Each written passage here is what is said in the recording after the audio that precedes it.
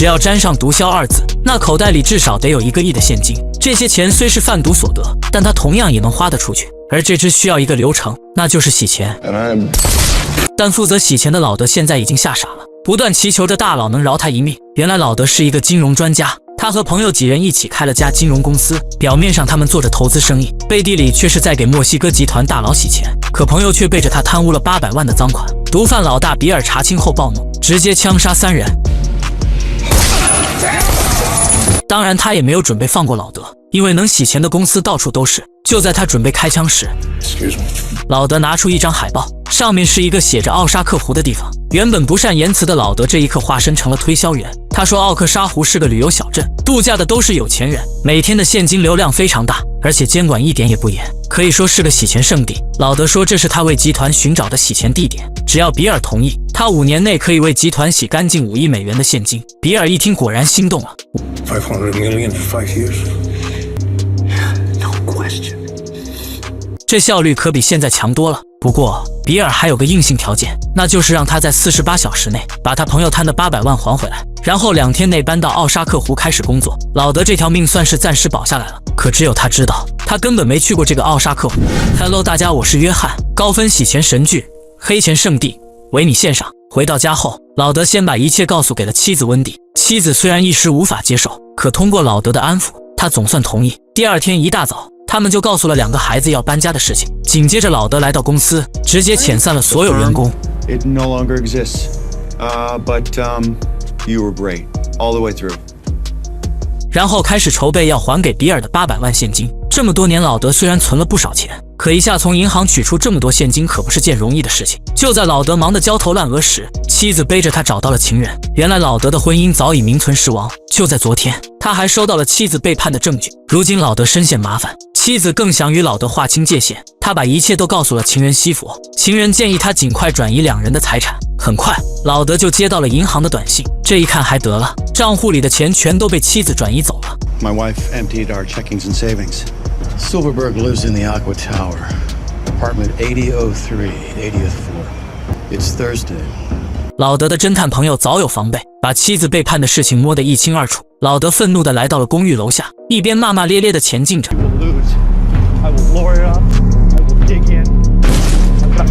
老婆弟情人从天而降，老德顿感事情不妙，立刻驾车离开。结果在车上接到了温蒂的电话，而电话的另一头竟然是毒贩比尔。比尔说温蒂的情人知道了洗钱的事情，所以他帮老德除掉了情敌。比尔还问老德，如果他不想和温蒂继续过了，那他们现在就把温蒂扔下80层高楼。如果老德不介意一直戴着绿帽，那他们就放过温蒂。老德也没得选，要想生活过得去，头上必须带点绿。为了2个孩子，他选择原谅了温蒂。随后，老德就拿着大包小包来到银行金库。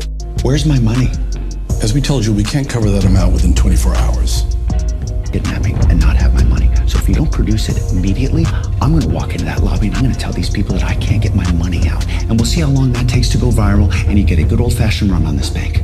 几个高层吓得不轻，连忙给老德一路开绿灯。老德也如愿取到了800万，他把钱交给比尔，可比尔又把钱还给了他，说是让他把这些钱在奥沙克湖再洗一遍，以此证明老德的能力。如果老德完不成，他就立刻灭了老德全家。当天，老德就带着家人驱车前往奥沙克湖。到达的第1天，他们只能在当地的小旅店落脚，而现金就放在了床垫下。老德嘱咐2个孩子，千万不要让别人进他们的房间。而现在，当务之急是要找一个能落脚的房子。温蒂出门帮忙找房子，而老德则是在小镇内找各种要倒闭的店铺，声称自己是天使投资人，专门帮助有前景但资金紧张的店铺。可老板们根本不需要他的投资，有人甚至直接看穿了他的目的。My cut. We're washing your money. What you doing, ain't it? I don't think you really. Hey! Don't you blame me, Mr. Berg. We're done here. 老德很是郁闷，别说5个亿了，现在他连1块钱都洗不干净。另一边，温蒂很快就找到了便宜合适的房子，只是房东老头有个要求，因为心脏病，他还能活1年半，所以他要在地下室住到去世为止。因为资金紧张，温蒂没多想就答应了。可老德没想到，2个孩子还是没能看住家。姐姐夏洛特虽然没让服务员进门，可没过多久，夏洛特就被一个自称是来体验生活的小帅哥给勾搭走了，而弟弟也是没待多久就出门玩耍去了。另一边，游艇上正在享受的夏洛特突然发现了迎面而来的海警，而这时小帅哥让夏洛特赶快穿上救生衣。直到此刻，夏洛特才知道这船根本不是小帅哥的，而是他偷来的。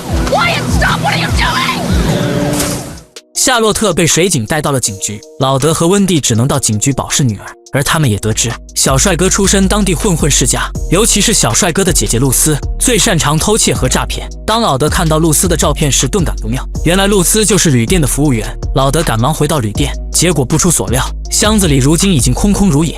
老德知道肯定是朗莫家族干的，朗莫家族在当地臭名昭著，他通过关系很快就拿到了他们的藏身地点。老德掏出兜里的水果刀，仔细一听，里面好像不止1-2个人，硬上肯定不行。他又把水果刀放了回去，鼓起勇气，心一横。No, you do not. That is my money and I've taken it. Relax.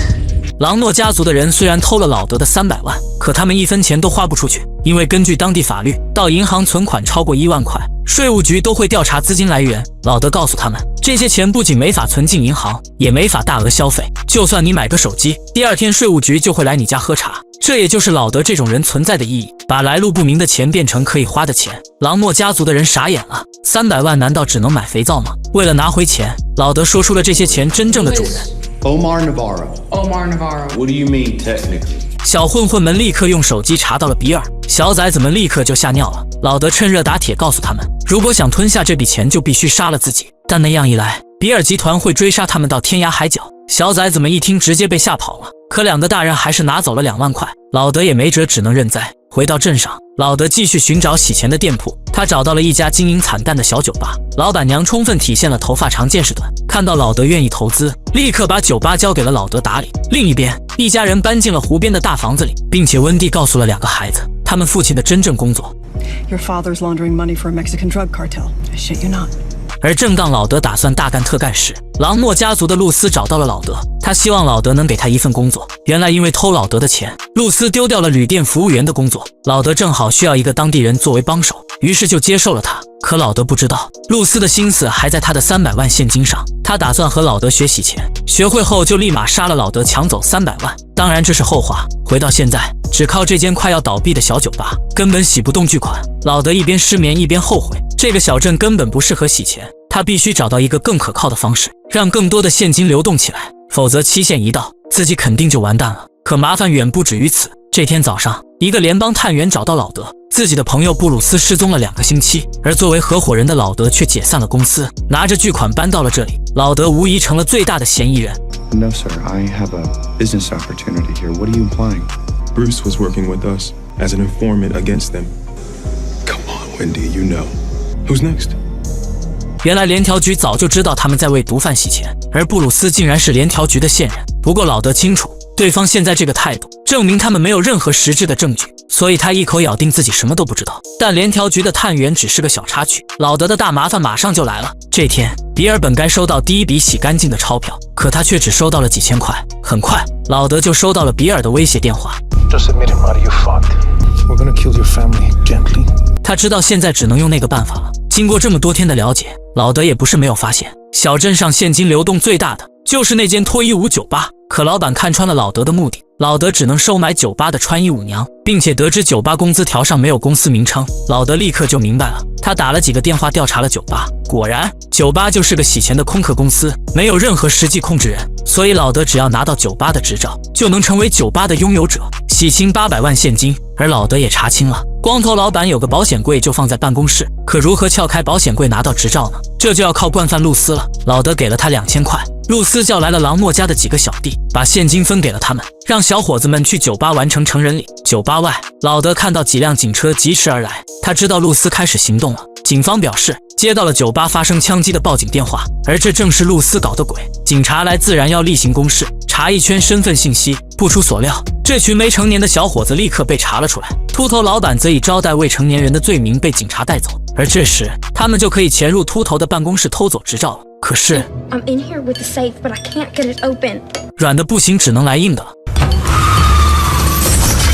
老德如愿在保险柜中找到了酒吧的执照，拿到这张纸，老德就成了酒吧的老板。可为了把风险降到最低，老德并没有强行霸占酒吧，他找到了局子里的秃头，还告诉他虽然已经拿到了酒吧执照，但自己不是个强盗，他会付钱买下这个酒吧。秃头之前也在用酒吧洗钱，酒吧被抢走，他也没办法报警，只能认栽。而老德之所以多此一举买下酒吧，是因为只有这样，他才不怕被相关部门调查对酒吧的拥有权。另一边，秃头老板出来后立刻开车来到一处林中牧场，他找到了自己的老板，告诉了他发生的一切。原来秃头一直在用酒吧为这个老头洗钱，而如今秃头搞砸了一切，老板已经下了杀心。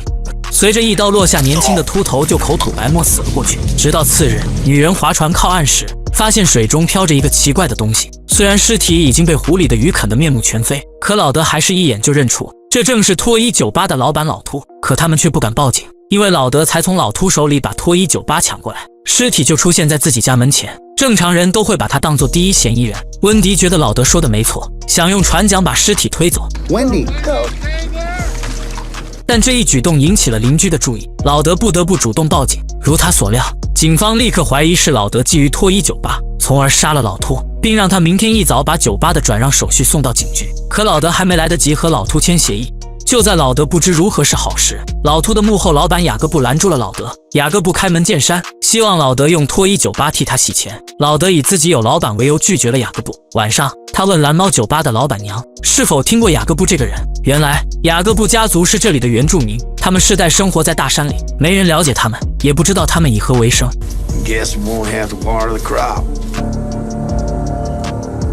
第二天一大早，老德就把伪造的合同送到了警局。此时警长已经收到芝加哥警方的消息，得知老德在来这里之前，合作伙伴和女友都离奇失踪。他警告老德在这里老实点。而经过法医鉴定，老秃体内的海洛因足够毒死一头大象，所以警方认定老秃是自己嗨死的。可哪有人会嗨这么多面粉？ Okay. Was it an overdose? Let me make this very clear. It's better for all of us if we can just call this an overdose.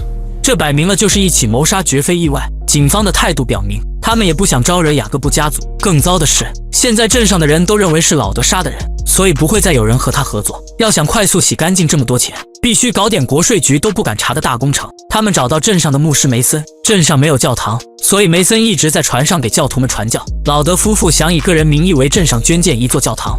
Let us help you. We just want to pay for it.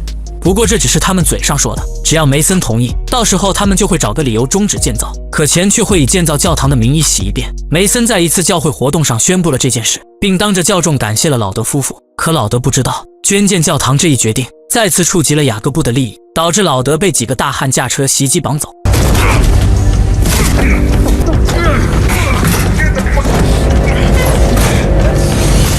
而在山上，雅各布家族种植了大片的罂粟。每当梅森水上传教时，他们会以帮忙为由把面粉分销出去，因为这是教会的活动，警方根本不会来查。可如果镇上建立起了教堂，雅各布家族的面粉就断了销路。老德一而再再而三的捣乱，他们只能给他点颜色看看。直到此刻，老德才知道雅各布的真实身份是个大毒枭。老德本想搬出老板比尔吓唬雅各布，可雅各布根本不怕，并且以老德家人威胁他。其实雅各布想多了，老德根本不会把教堂建起来。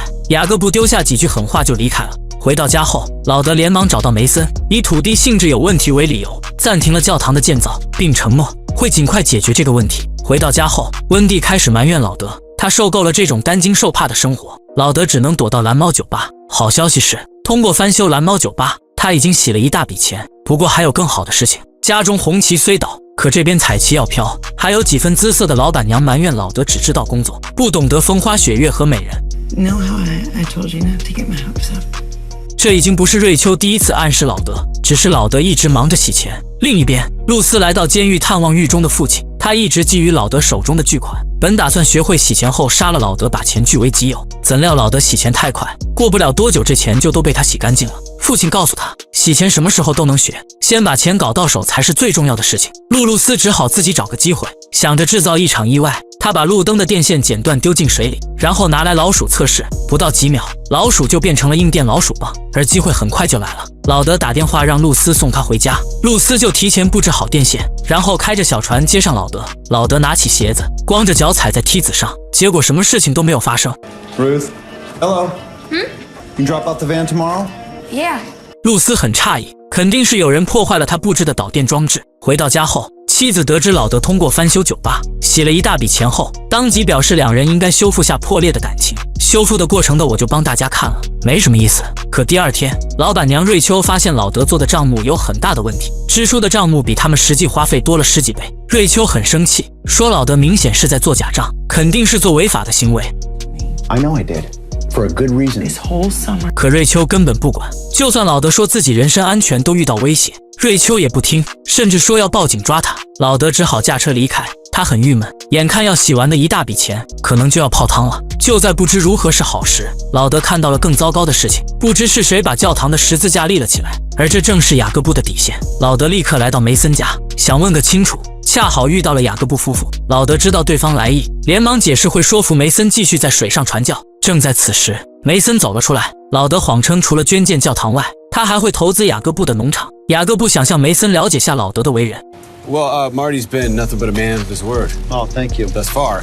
雅各布将计就计，问老德打算投多少钱。最后，老德不得不把自己剩下的所有现金全给了雅各布。看着雅各布夫妇拿走了最后的72万，老德知道情况越来越糟糕，不但没帮比尔洗完这些钱，反而把钱都弄丢了。他只能联系以前的客户，声称自己有一个不错的项目，想融一笔资金。老德的投资眼光自然没得说，可之前突然解散公司离开芝加哥，让他在业界的名声早就臭了，根本没人愿意给他融钱。更糟的是，比尔已经派人到镇上监视老德一家。他们警告温蒂，让老德尽快洗完那些钱，不然就把2个孩子扔进湖里喂鱼。但现在当务之急是先补上72万的窟窿，才能继续洗钱。温蒂倒是有个办法，他在镇上的一家房产中介上班，这家中介的老板看起来呆头呆脑，可以忽悠他在老德镇买理财产品。但老板是个妈宝男，所有的钱都在母亲那里。不过他可以把老德介绍给母亲。忽悠的老太太对于老德来说太简单了，仅仅用了10分钟，就让老太太心甘情愿地签了账户托管协议。老德没有拖他，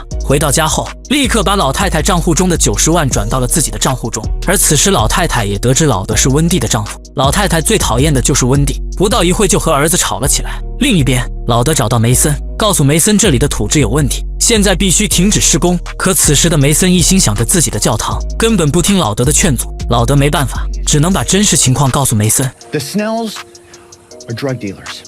梅森惊呆了，没想到他在水上传教时，竟然有人在现场贩毒。正直的梅森找到雅各布，义正言辞地告诉他，等老德捐建的教堂建成后，他再也不会在湖上传教。而雅各布却告诉他，他的教堂将永远建不成，因为老德不过是在用这个名义洗钱，并且以家人的安全威胁梅森。另一边，走投无路的老德找到瑞秋，只要再给他2天时间，他就能用蓝猫酒吧的装修洗完比尔交给他的所有钱。但瑞秋是酒吧老板，一旦洗钱的事情败露，他也会遭受牵连。于是为了证明瑞秋对此不知情，老德用瑞秋的手机录了一段音频。 Rachel, you let me back into the Blue Cat to finish my business, or I'm going to come for you. You understand what I'm saying? I will kill you, and no one will find you. No one will know. 接下来如果老德被抓了，只要出示这段录音就完全没有事了。老德终于获得了瑞秋的同意，在周末完成了蓝猫酒吧最后的翻修工作，把最后一笔钱转给了比尔，他们终于可以缓口气。而温蒂也带来一个好消息，下午打理老板母亲的后事时，温蒂随手买下了经营不善的殡仪馆。在老德手中，不管什么产业都会成为洗钱的工具。另一边，露丝的大胡子叔叔对老德手中的巨款念念不忘。这天终于耐不住寂寞，找上弟弟打算一起去杀了老德抢走钱。第二天，露丝看到大胡子的儿子在收拾东西，这才知道大胡子拿着枪出去了，晚上就要带儿子远走高飞。露丝立刻察觉，如果他再不行动，老德的钱就被捷足先登了。与此同时，为了奖励老德，比尔派手下加西亚给老德送来一车礼物。可老德打开一看，每个箱子里都装满了钱。 Oh my god. How much? 50 mil? 好不容易搞定800万，第二天就拉来5000万，老德只能接下这笔巨款。晚上，一家4口先要把钱用保鲜膜包好，只有这样才不会被鼠蚁啃食，然后把一捆捆钱整齐砌进蓝猫酒吧的墙上。老德一家完全没意识到，湖面上一只小船正在向他们靠近，船上正是露丝的2个叔叔，而露丝也开着车子在周边游荡。他们肯定想不到，老德现在手中可不是半个月前的几百万，而是整整5000万。可就在小船接近之时，大胡子突然触了电。